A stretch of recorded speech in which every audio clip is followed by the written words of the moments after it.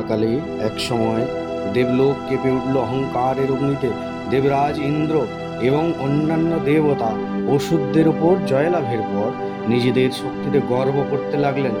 ভুলে গেলেন এই শক্তি তাদের নিজস্ব নয়, বরং সেই শক্তির উৎস আদ্যাশক্তি স্বয়ং। তখন দেবতাদের মোহভঙ্গের জন্য মহামায়া আদ্যাশক্তি এক নতুন রূপে আবির্ভূতা হলেন। আদ্যাশক্তি জগদ্ধাত্রী, যিনি গৌরবর্ণা সিংহবাহিনী, শঙ্খচক্র ধনুষ বাণ সুশোভিতা, মানব মনের অহংকার বিনাশিনী, স্থিত ভক্তির প্রতীক, শক্তিস্বরূপিণী, ত্রিলোকপালিনী, জগতের ধারণ কর্ত্রী জগদ্ধাত্রী।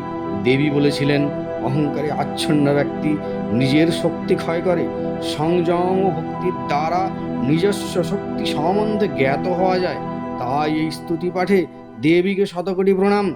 জয়া জগদ্ধাত্রী দেবী, জয়া শক্তি স্বরূপিণী, অহংকার বিনাশিনী, সংযমের মূর্তি স্বরূপা, তোমাকে প্রণাম।